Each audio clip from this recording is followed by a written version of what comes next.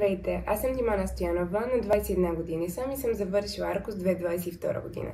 Бях профил софтуерни и хардуерни науки, като класната ми ръководителка първоначално беше Деница Палева, а в последствие Албена Тодорова. В момента съм студент последна година компютърни науки и инженерство, бакалавърска степен в Техническия университет в Делфт, Нидерландия. Отделно от изследването се опитвам да натрупам и практически опит, като миналата година бях стажант за 6 месеца като софтуерен инженер в Amazon, а предстоящото лято ще бъда стажант софтуерен инженер в Microsoft. От колко време се занимавате с компютри? Не мога да дам съвсем еднозначен отговор, защото връзката ми с компютрите се е развила постепенно. Активно ежедневно се занимавам от 3 години, откакто съм в университета, но всъщност интересът ми започна още по-рано в гимназията. Защо избрахте да сте част от IT сферата? Избрах да стана част от IT сферата, защото тя ми позволява да съчетавам две страни от себе си, които не исках да избирам една пред друга, и това са именно аналитичното мислене и креативността. В IT областта се решават проблеми, изискващи логика, изискващи структурирано мислене и внимание към детайла, неща, в които мога да приложа своята аналитичност. Но едновременно с това има и творчески аспект, защото има възможност да проектираш, да измисляш, да създаваш нови неща. Именно тази комбинация ме привлече и продължава да ме вдъхновява. Кой или какво ви вдъхнови? Не мога да посоча един конкретен човек, момент или ситуация, които са ме запалили към IT сферата. По-скоро бих казала, че вдъхновението ми се е натрупвало постепенно, събрано от различни места, хора и ситуации. Мога да кажа, че отчасти вдъхновението ми идва от това колко необятна е IT сферата, защото човек има ли желание и постоянство, може да се заде почти всичко. От малки идеи и проекти до буквално цели светове. Но ако трябва да посоча една личност, говорейки за вдъхновение, мисля, че е правилният момент да посоча моята преподавателка по информатика от гимназията, Габриела Чотова, защото тя беше преподавател, който не просто ни научи да програмираме, а ни научи как да мислим, как да задаваме правилните въпроси, как да разсъждаваме. И смятам, че това са много важни умения и затова смятам, че тя е източник на вдъхновение за мен. Кои бяха най-големите трудности, пред които се наложи да се изправите? Говорейки за трудности, смятам, че една от най-големите за мен беше, че се подценявах много.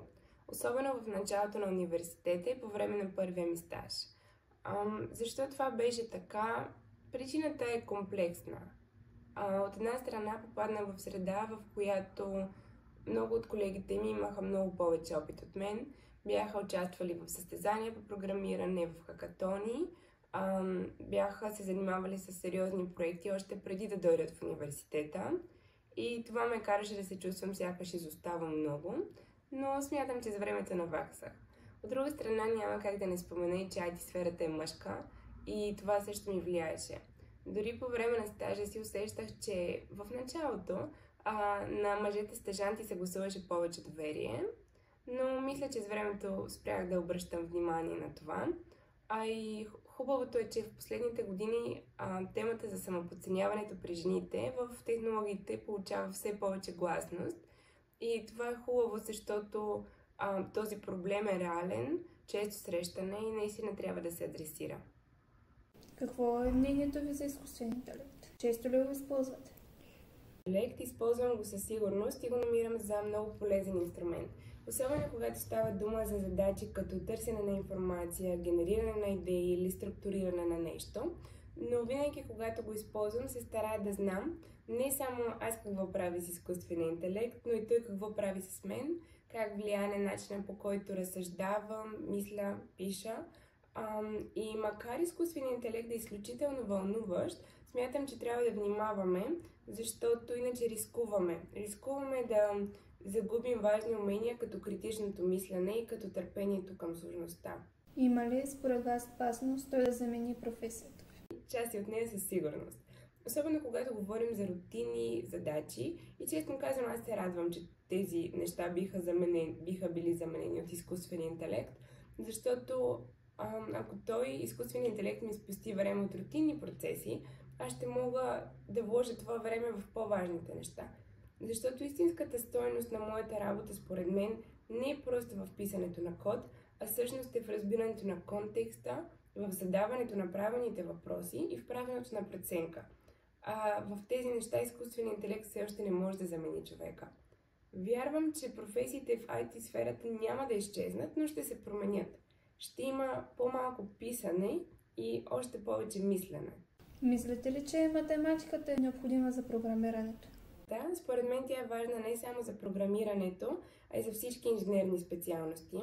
Когато учим и прилагаме математика, ние реално решаваме проблеми, пъзели, които често имат много общо с логиката зад писането на код и зад изграждането на софтуерни системи. Математиката ни учи да мислим структурирано, да анализираме и да решаваме проблемите стъпка по стъпка. А това са основни умения за един добър програмист. Не е нужно да си експерт по висша математика със сигурност, за да пишеш код, но съм на мнение, че помага изключително много. Ако можехте да дадете съвет на своето аз преди няколко години, какъв би бил той?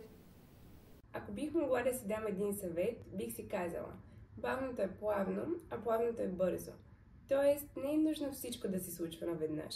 Понякога си струва да отделиш повече време, за да разбереш нещо в дълбочина и да изградиш здрава основа. И това, което в момента изглежда като бавен напредък, всъщност ще ти помогне в бъдеще да се развиваш по-уверено и по-стабилно. И истинския растеж идва тогава, когато си дал време на процеса.